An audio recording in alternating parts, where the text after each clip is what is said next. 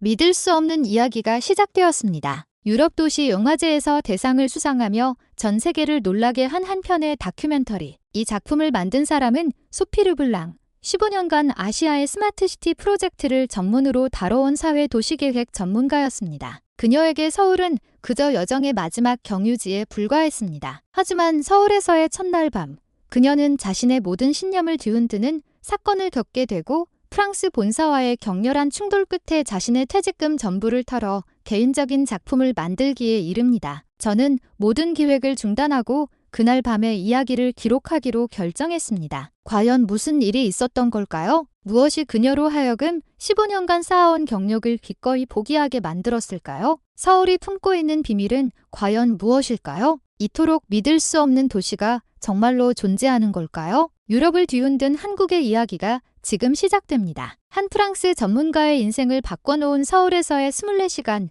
그 비밀이 이제 곧 밝혀집니다. 제 이름은 소피 르블랑. 유엔산하 사회민족 스마트시티 자문위원회 소속 위원입니다. 아시아 연구의 마지막 달, 저는 싱가포르, 도쿄, 상하이로 이어지는 빡빡한 일정의 자료들을 정리하느라 정신이 없었습니다. 솔직히 말해 한국은 처음부터 제 여행 계획에 포함되어 있지 않았습니다. 제가 맡은 프로젝트는 아시아의 스마트시티 모델을 유럽에 적용하는 것이었고, 제 관점에서 한국은 그저 첨단 기술 제조업 중심지로만 여겨졌기 때문입니다. 싱가포르의 완벽한 도시 시스템, 도쿄의 정밀한 인프라, 혹은 상하이의 끝없는 발전, 이것들이야말로 제가 찾고 있던 모델이었습니다. 상하이에서 마지막 자료를 수집하고 있을 때 현지 통역을 맡았던 민지 씨가 조심스럽게 제안했습니다. 소피 위원님, 서울에 하루만이라도 들러보시는 게 어떨까요? 단 하루라도 좋습니다. 저는 얼굴에 어린 피로감을 숨기지 않은 채 이미 자료는 충분하다고 생각했습니다. 하지만 민지 씨의 진지한 눈빛을 보니 거절하기가 어려웠습니다. 한국은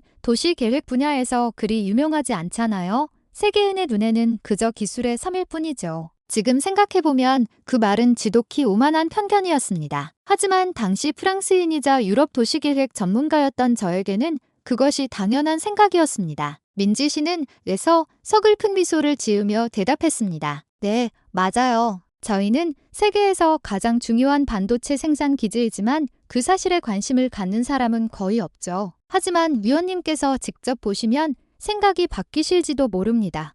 그 한마디가 제 마음을 움직였습니다. 결국 저는 하루의 일정을 추가했습니다. 물론 진지하게 자료를 수집할 생각은 없었습니다. 그저 잠시 거쳐가는 경유지, 휴가를 보내며 긴장을 푸는 시간 정도로 여겼을 뿐입니다.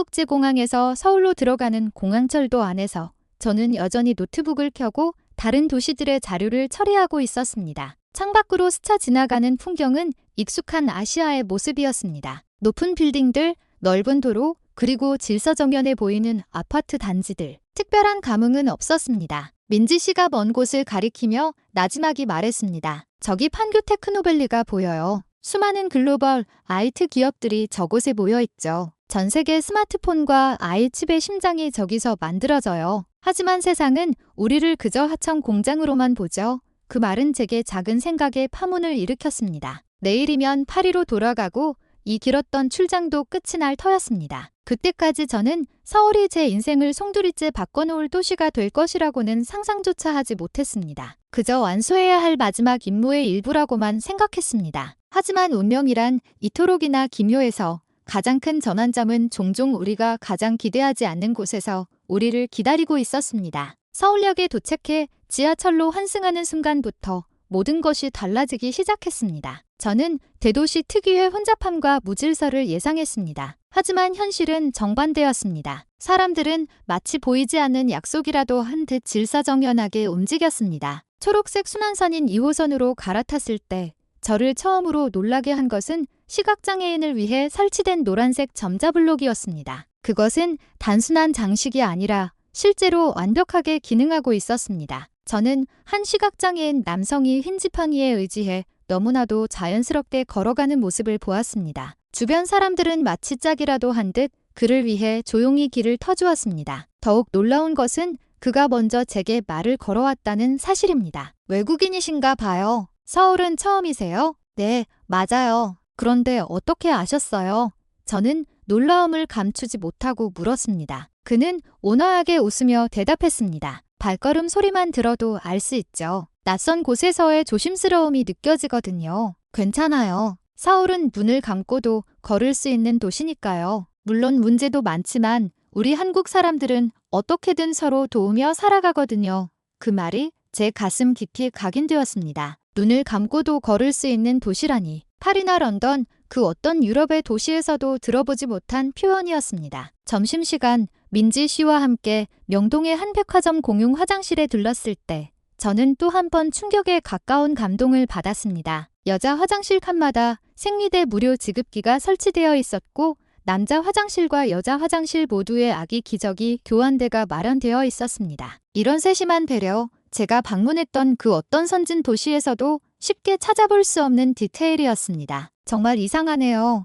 저도 모르게 중얼거렸습니다. 뭐가요? 민지 씨가 물었습니다. 서울의 스마트시티 지수는 싱가포르나 도쿄보다 낮은데 실제 시민들의 삶의 편의성은 훨씬 높아 보여요. 민지 씨는 차분하게 대답했습니다. 저희는 세계 최고의 제조 기술을 가졌지만 세계 기술 리더로 인정받지는 못했죠. 그래서 우리는 스스로 살아남는 법을 배웠어요. 기술이 채워주지 못하는 부분을 사람들이 서로의 정으로 채우는 거죠. 그걸 우리는 정정이라고 불러요.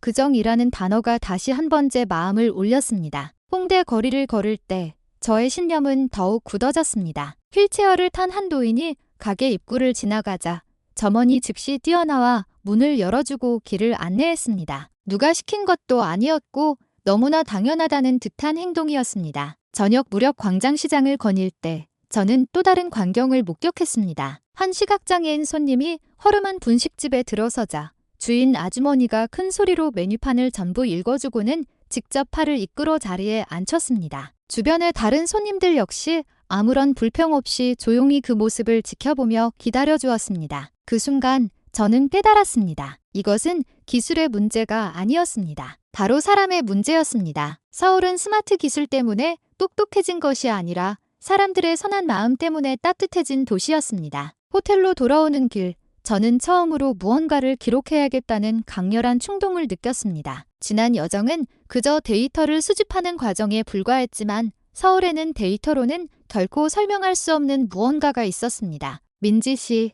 내일 하루 더 머물 수 있을까요? 제가 말했습니다. 그녀는 환하게 웃으며 대답했습니다. 물론이죠. 서울의 진면목은 밤에 드러나는 거로 저녁 식사 후 저와 민지 씨는 한강변으로 향했습니다. 솔직히 저는 상하이의 와이탄이나 싱가포르의 마리나 베이처럼 화려하고 웅장한 서울의 야경을 기대했습니다. 하지만 제가 본 것은 전혀 다른 풍경이었습니다. 물론 도시의 불빛은 찬란했지만 제 시선을 사로잡은 것은 다른 것이었습니다. 다리 밑 공원에는 젊은이들이 무리 지어 앉아 각자 싸온 음식을 나누어 먹고 있었습니다. 한 사람은 치킨을, 다른 사람은 떡볶이를, 또 누군가는 과일을 가져와 자연스럽게 펼쳐놓고 있었습니다. 강변 산책로에서는 무거운 짐을 든 할아버지를 본 대학생이 망설임 없이 다가가 짐을 들어드렸습니다. 마치 자신의 할아버지를 돕는 것처럼 지극히 당연한 모습이었습니다. 더욱 놀라운 것은 밤이 깊었음에도 불구하고 여성들이 아무런 불안감 없이 안전하게 홀로 산책을 즐기고 있다는 사실이었습니다. 이것은 파리에서는 상상하기 힘든 일이었습니다. 저는 조깅을 하는 여성들을 보았고 밤 10시가 넘은 시간에도 벤치에 앉아 책을 읽는 여학생도 보았습니다. 민지 씨가 나지막이 말했습니다. 한국은 세계에서 가장 안전한 나라 중 하나예요. 범죄율이 대부분의 선진국보다 훨씬 낮죠. 하지만 이런 이미지는 잘 알려져 있지 않아요. 저기 보세요. 민지 씨가 한 곳을 가리켰습니다. 한 무리의 아주머니들이 신나는 음악에 맞춰 에어로빅을 추고 있었고 그 주위를 젊은이들이 둘러싸고 구경하며 일부는 박수를 치며 응원까지 하고 있었습니다. 또 이상하네요. 저는 다시 중얼거렸습니다. 다른 도시의 야경은 건축물의 조명이 주인공이지만 서울에서는 사람들이 내뿜는 빛이 그 어떤 조명보다 더 눈부시게 빛나고 있었습니다. 그 순간 저는 기묘한 감각에 휩싸였습니다. 제가 그동안 신봉해왔던 도시의 아름다움이라는 것이 얼마나 피상적인 것이었는지를 깨달았습니다. 사람과 사람 사이의 따뜻한 관계가 만들어내는 분위기는 그 어떤 화려한 조명이나 웅장한 건축물보다 더 큰 매력을 가지고 있었습니다. 심야 지하철을 타고 호텔로 돌아오는 길에도 저는 비슷한 광경을 계속해서 목격했습니다. 꾸벅꾸벅 조는 직장인의 서류 가방을 옆자리 할아버지가 떨어지지 않게 잡아주고 있었고 중학생은 임산부에게 자리를 양보했으며 사람들은 술에 취해 비틀거리는 사람을 넘어지지 않도록 부축해 주었습니다. 깊은 밤 호텔 방에서 저는 처음으로 제 개인 수첩을 펼쳤습니다. 지금까지 저는 모든 것을 업무용 노트북에 기록해왔습니다. 하지만 이번만큼은 개인적인 감상을 적고 싶었습니다. 서울의 밤은 도시의 불빛이 아니라 서로를 비추는 사람들의 빛으로 이루어져 있다. 이 도시는 어쩌면 세계 최고의 칩을 만들고 있을지 모르지만 가장 따뜻한 것은 사람의 마음이다. 글을 마친 후 저는 형언할 수 없는 감동에 휩싸였습니다. 도시계획 전문가로 일해온 15년 동안 이런 감정을 느껴본 기억이 없었습니다. 서울은 제가 알고 있던 효율성 높은 도시들과는 근본적으로 달랐습니다. 다음 날 아침 설레는 마음에 잠을 설친 저는 이른 시간에 일어나 호텔 주변을 산책했습니다. 한 작은 골목에서 저는 새벽부터 문을 연 국밥집을 발견했습니다. 마치 오래된 한국 드라마에서나 볼 법한 풍경이었습니다. 호기심이 발동한 저는 민지 씨에게 전화를 걸었습니다. 그녀는 흔쾌히 달려와 주었습니다. 소머리국밥 한 번 드셔보세요. 아침에 먹는 게 가장 맛있어요. 할머니 사장님은 환한 미소로 말했습니다. 하지만 저를 진짜 놀라게 한 것은 할머니가 주문을 받기 위해 사용한 것이 최신형 키오스크라는 사실이었습니다. 아이고, 이 기계가 나보다 똑똑해. 할머니는 웃으며 키오스크를 쓰다듬었습니다. 전통적인 국밥집과 최신 기술이 완벽하게 조화를 이루는 모습이었습니다. 민지 씨는 이것이 한국의 디지털 경제 정책의 일환이며 80대 할머니도 쉽게 사용할 수 있도록 설계되었다고 설명했습니다. 더욱 놀라운 것은 한 젊은 청년이 나타났다는 것입니다. 그는 자신을 민준이라고 소개했고 베트남에서 온 다문화 가정의 아이라고 했습니다. 그는 아침마다 가게에 와서 자원봉사를 하고 있었습니다. 어른들은 새벽부터 일하러 나오셔야 하잖아요. 그래서 제가 조금이라도 도와드리는 거예요. 민준 군의 말투는 나이보다 훨씬 어른스러웠습니다. 저는 그가 할머니를 도와 계산을 하고 다른 손님들에게 메뉴를 설명하는 모습을 보며 깊은 인상을 받았습니다. 민지 씨가 덧붙였습니다. 한국에는 동남아시아에서 온 수십만 명의 이주민들이 함께 살고 있어요. 우리는 다양한 문화를 융합하고 서로 존중하며 살아가는 법을 배우고 있죠. 이곳의 시스템은 어떤가요? 제가 호기심에 물었습니다. 민준 군이 자랑스럽게 대답했습니다. 시스템 같은 건 없어요. 그냥 서로 돕는 거예요. 할머니는 맛있는 국밥을 끓여주시고 저는 기계 다루는 걸 도와드리고 손님들은 이른 아침부터 따뜻한 식사를 할 수 있죠. 바깥 세상이 아무리 복잡해도 우리는 이렇게 따뜻하게 살아가요. 그 순간 저는 이것이야말로 제가 그토록 찾아 헤매던 완벽한 도시 설계라는 것을 깨달았습니다. 복잡한 시스템이나 광대한 인프라가 아니라 사람들이 서로의 필요를 자연스럽게 채워주는 유기적인 구조. 뜨끈한 국밥을 먹으며 할머니와 이야기를 나누던 중 그녀는 제게 깊은 울림을 주는 한마디를 했습니다. 도시에서 제일 중요한 건 사람들이 밥 굶지 않게 하는 거야. 예쁜 건물 많이 짓는 것보다 그게 훨씬 중요하지. 우리 한국이 땅덩어리는 작을지 몰라도 사람들 마음 씀씀이는 태평양보다 넓어. 할머니의 철학은 도시계획 전문가로서의 제 자신을 깊이 성찰하게 만들었습니다. 과거에 저는 오직 효율성과 발전만을 고려했습니다. 하지만 할머니의 말을 듣고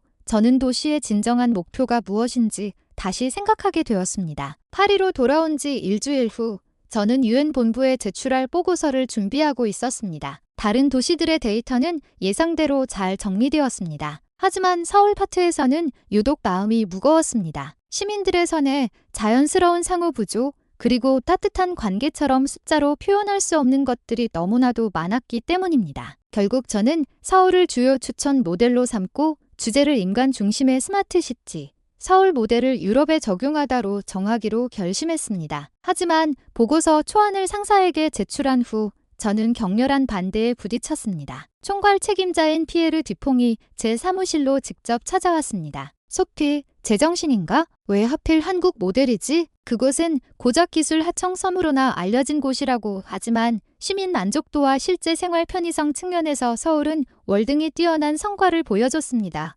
소피, 대부분의 프랑스인들은 여전히 한국을 아시아의 어딘가에 있는 모호한 작은 나라로 생각해. 세계 무대에서도 별다른 중요성이 없는 곳이지 우리가 그들에게서 뭘 배울 수 있단 말인가? 게다가 북한 때문에 정치적으로도 민감한 문제야. 그 순간 저는 화가 치밀어 올랐습니다. 이런 편견과 정치적 고려 때문에 진정으로 좋은 모델을 놓쳐야만 한단 말인가? 그렇다면 총괄님께서 직접 가서 보셔야만 합니다.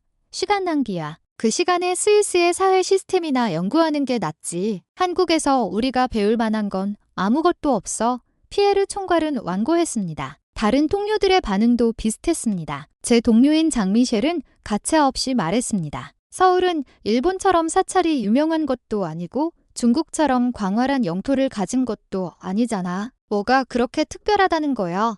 그들은 사실을 보려 하지 않고 오직 정치적 위상과 외적인 이미지만으로 한국을 판단하고 있었습니다. 정말 비극적인 일이었습니다. 저는 반박했습니다. 한국은 전 세계 반도체의 60% 이상을 생산하는 중심지예요. 애플의 아이폰이나 엔비디아의 아이칩 모두 한국의 기술에 의존하고 있죠. 그들의 기술력은 세계 최고 수준이라고요. 그게 우리 도시 계획이랑 무슨 상관인데? 장미셸이 비꼬듯 말했습니다. 당연히 상관있죠. 그들은 최첨단 기술을 가졌으면서도 동시에 인간 중심의 사고방식을 결코 잃지 않았어요. 첨단 반도체 칩을 만드는 엔지니어와 새벽 시장 할머니가 함께 소머리국밥을 먹는 나라, 그게 바로 진짜 스마트시티예요. 수일간의 설득은 아무런 효과가 없었습니다. 오히려 저는 아시아에 지나치게 매료되어 중립성을 잃었다는 비난까지 받았습니다. 바로 그때 저는 중대한 결심을 내렸습니다. 보고서 제출을 거부하는 대신 제 개인 자금으로 서울에 관한 다큐멘터리를 제작하기로 한 것입니다. 저는 모든 기획을 중단하고 이야기를 기록하기로 했습니다. 동료들은 아마 저를 미쳤다고 생각했을 겁니다. 하지만 저는 확신했습니다. 제가 서울에서 본 모든 것을 세상에 알려야만 한다고. 저는 퇴직금과 개인 저축을 모두 꺼내 다큐멘터리 제작비로 사용했습니다. 주위의 모든 사람들이 반대했지만 저는 조금도 후회하지 않았습니다. 서울에서 받은 감동을 저 혼자만 간직할 수는 없었습니다. 완성된 다큐멘터리는 두 개의 주축을 가졌습니다. 하나는 기술과 생존에 관한 이야기였습니다. 탄교 테크노밸리의 첨단 반도체 기술, 국제사회로부터의 외면이라는 경제적 압박, 그리고 그럼에도 불구하고 살아남기 위한 그들의 생존 전략을 담았습니다. 또 다른 주축은 사람과 공동체에 관한 이야기였습니다. 새벽 시장의 온기, 시각장애인을 돕는 시민들, 태풍에 대비해 손을 잡고 훈련하는 아이들, 그리고 이주민과 현지인들의 조화로운 삶. 장미셸은 몰래 영화의 제목을 기존의 서울 스마트시티 분석에서 서울의 심장박동, 세상이 외면한 도시의 이야기로 바꾸어 놓았습니다. 왜 마음대로 제목을 바꿔? 이게 맞는 제목이야. 서울은 기계가 아니라 살아 숨쉬는 도시니까. 세상이 외면했지만 여전히 꿋꿋하게 뛰고 있는 심장을 가진 도시, 장미셸의 말이 맞았습니다. 유럽 도시 영화제에 출품했을 때 다큐멘터리는 제목에서부터 심사위원들의 주목을 끌었습니다. 시사회 날 저는 극도의 흥분에 휩싸였습니다. 영화가 시작되고 약 10분 후 저는 관객들의 반응이 변하는 것을 느낄 수 있었습니다. 새벽 시장 할머니가 키오스크를 사용하는 장면에서는 웃음이 터져나왔고 도시의 주인은 사람이라고 말하는 민준군의 장면에서는 박수가 터져나왔습니다. 하지만 가장 뜨거운 반응은 초등학생들의 방제 훈련 장면이었습니다. 아이들이 한국을 지키는 다양한 방법이라는 주제로 그린 그림들이 스크린에 나타나자 상영관 곳곳에서 감탄사가 터져나왔습니다. 마지막 장면은 한강변이 야경이었습니다. 화려한 불빛이 아니라 서로를 비추는 사람들의 빛. 이어서 자막이 나타났습니다. 대한민국 인구 약 5,200만, 세계 첨단 산업의 중요 생산 기지, 세계 기술 리더로 인정받지 못하는 곳. 그러나 세상에서 가장 심장이 따뜻한 도시. 영화가 끝나자 관객들은 모두 일어나 5분 이상 기립박수를 보냈습니다. 한 심사위원이 제게 물었습니다. 이런 도시가 정말로 존재합니까? 네, 실제로 존재합니다. 서울이라는 이름에 실존하는 도시입니다. 믿을 수가 없군요. 21세기에 이런 공동체가 존재할 수 있다니 제가 직접 보고 온 사실입니다. 아마도 온갖 압박 속에서 서로에게 의지해야만 했기에 그들은 더욱 강해졌을 겁니다. 그날 밤 수상작이 발표되었습니다. 최우수 다큐멘터리상, 서울의 심장박동, 세상이 외면한 도시의 이야기 제목이 불리는 순간 꿈을 꾸는 것 같았습니다. 수상대에 올라 저는 연설을 했습니다. 도시는 더 똑똑해질 필요가 없습니다. 더 따뜻해져야 합니다. 서울은 그것을 증명했습니다. 그들은 세계적인 기술을 가졌지만 가장 진실한 것은 사람이었습니다. 국제사회로부터 외면당했을지언정 그들은 결코 서로를 외면하지 않았습니다. 우리는 외적인 이미지가 아니라 사람의 가치로 도시를 평가해야 합니다. 수상 이후 놀라운 일들이 많이 일어났습니다. 제 다큐멘터리는 단순한 영화 한 편이 아니라 정책의 변화를 이끄는 촉매제가 되었습니다. 유럽연합에서 연락이 왔고 브뤼셀에서 열리는 스마트시티 정책회의에서 제 영화를 공식 참고 자료로 상영하고 싶다고 했습니다. 네덜란드의 암스테르담은 서울시의 시민 인정 정책을 도입하기로 결정했습니다. 민준군과 같은 다문화 가정의 청년들에게도 변화가 생겼습니다. 그는 도움이 단순히 좋은 일을 하는 것을 넘어 도시를 따뜻하게 만드는 중요한 역할이라는 것을 깨달았습니다. 당신은 우리가 우리 자신을 다시 보게 해주었습니다. 이것은 서울시청에서 온 감사 편지의 내용이었습니다. 시민들이 스스로의 가치를 재발견했다는 내용이었습니다. 6개월 후 서울시가 제게 명예시민증을 수여한다는 소식이 전해졌습니다. 정말 예상치 못한 일이었습니다. 한국을 소개하는 영화를 만들었다는 이유로 명예시민이 된 최초의 외국인이었습니다. 시상식에 참석하기 위해 다시 서울로 향할 때 그 기분은 말로 표현할 수 없었습니다. 1년 전만 해도 그저 스쳐 지나가는 도시라고 생각했던 곳이 이제는 제 인생의 전환점이 되었습니다. 공항에 도착했을 때 저는 예상치 못한 환영을 받았습니다. 국밥집 할머니와 민준군 그리고 판교에서 온 엔지니어들까지 모두 민지 씨와 함께 마중을 나와 있었습니다. 환영합니다. 소피 씨. 우리 도시의 새로운 시민이 되신 것을 축하해요. 민준군이 웃으며 제게 꽃다발을 건넸습니다. 그 아이는 이제 늠름한 대학생이 되어 있었습니다. 명예시민증 수여식은 서울시청에서 열렸고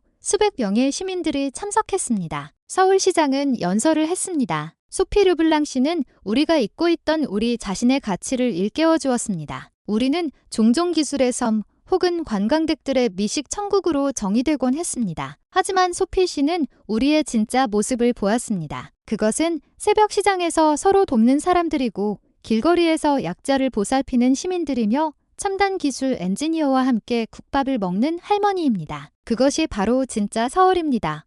제가 명예시민증을 받기 위해 무대에 올랐을 때 저는 지금까지도 기억에 남는 연설을 했습니다. 제가 서울을 기억하려 한 것이 아니라 서울이 저를 기억하게 만들었습니다. 이 도시는 제게 진정한 도시가 무엇인지를 가르쳐 주었습니다. 도시계획 전문가로 15년간 일하면서 저는 오직 효율, 발전, 경쟁만을 생각했습니다. 하지만 서울은 다른 것을 보여주었습니다. 도시의 진정한 힘은 건물이 아니라 사람이라는 것으로. 세상은 여러분을 기술의 섬으로 볼지 모르지만 저는 진실을 보았습니다. 여러분은 위기와 도전 속에서도 따뜻함을 잃지 않은 사람들입니다. 그 도시의 이야기를 세상에 전할 수 있었던 것은 제게 큰 영광이었습니다. 연설이 끝나자 관객들은 기립박수를 보냈습니다. 한 중년 남성이 외쳤습니다. 우리는 존재한다. 세상이 우리를 인정하지 않아도 우리는 여기에 있다. 그의 외침은 많은 사람들의 동조를 이끌어냈고 곧 우리는 존재한다는 함성으로 번졌습니다. 그 순간 저는 제 다큐멘터리가 한국 사람들에게 어떤 의미였는지를 비로소 깨달았습니다. 그들은 줄곧 자신의 존재를 증명해야만 했습니다. 그리고 제 영화는 그들에게 말해주었던 것입니다. 당신은 존재한다. 당신의 삶은 가치가 있다. 당신의 온기는 진짜다. 프랑스로 돌아온 후 저는 중대한 결정을 내렸습니다. 유엔 자문위원직을 공식적으로 사임하고 서울에서 새로운 삶을 시작하기로 결심한 것입니다. 주위의 모든 사람들이 말렸지만 저는 확신했습니다. 서울에서 배운 것들을 실천하며 살고 싶었습니다. 6개월 후 저는 다시 서울로 돌아왔습니다. 이번에는 관광객의 신분이 아니라 새로운 삶을 시작하기 위해서였습니다. 제가 가장 먼저 찾아간 곳은 물론 그 새벽 시장의 국밥집이었습니다. 2년 만에 다시 만난 할머니와 민준군. 아이고, 이거 영화 찍던 그 아가씨 아니요? 아니에요. 할머니, 이제 우리 도시 사람이에요. 할머니는 환하게 웃으셨습니다. 네, 그날 먹었던 국밥이 너무 맛있어서